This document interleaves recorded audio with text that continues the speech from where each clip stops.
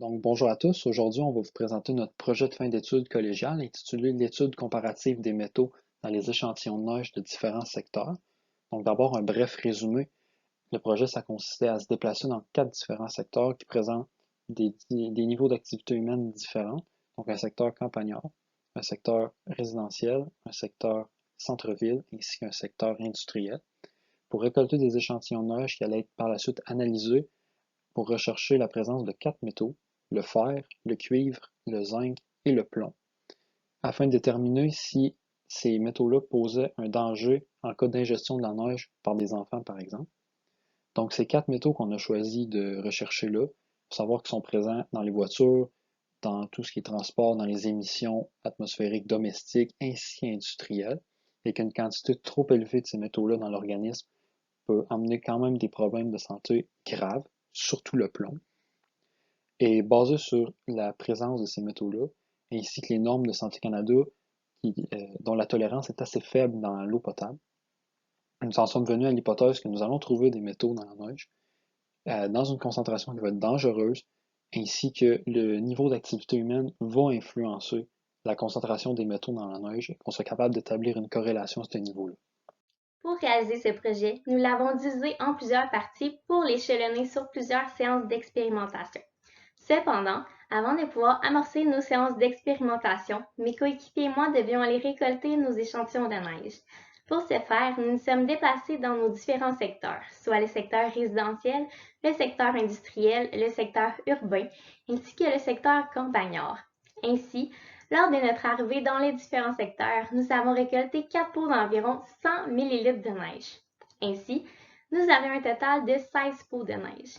Cependant, sur le total des 16 pots, 8 ont réellement servi puisque nous voulions avoir 8 pots de neige en cas d'erreur lors de la première analyse. Ensuite, pour analyser nos échantillons de neige ainsi repérer les traces de zinc, de fer, de plomb et de cuivre, nous avons choisi d'utiliser l'ICP, une machine de type de spectrométrie de masse capable de détecter les métaux et plusieurs non-métaux à des concentrations très faibles. Pour l'analyse des résultats, nous devions établir une courbe d'étalonnage pour que l'ICP reconnaisse nos concentrations de chacun de nos métaux. Ensuite, pour poursuivre avec nos échantillons, nous avons tout d'abord procédé à une filtration d'un échantillon de neige par secteur pour un total de 4 échantillons filtrés. Ainsi, il nous restait un échantillon de neige par secteur que nous n'avons pas filtré pour ensuite effectuer une comparaison entre les particules diluées et les particules en suspension contenues dans la neige. Ensuite, nous avons pris nos 8 échantillons et les avons distillés à sec à l'aide d'une plaque chauffante pour qu'il nous reste seulement les particules de métal dans celui-ci. Ensuite, nous les avons mis dans les tubes pour l'ICP avec de l'eau déionisée. Ainsi, nos échantillons étaient prêts pour l'analyse à l'ICP. Pour ce qui est de nos résultats, nous avons trouvé que 2 métaux sur les 4. En effet, nous avons trouvé que le cuivre et le fer. Nous n'avons pas trouvé de plomb ni de zinc. Ils n'avaient pas une concentration assez grande pour pouvoir la détecter. Pour ce qui est du cuivre et du fer, comme on l'avait dit dans notre hypothèse, la concentration change bien de secteur en secteur, et c'est bien le secteur industriel, comme on voit ici, qui a la concentration la plus élevée dans les échantillons filtrés et non filtrés.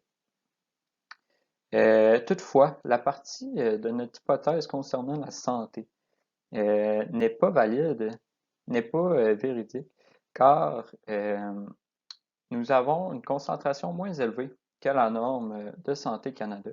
Donc, selon notre étude, la neige pourrait être comestible.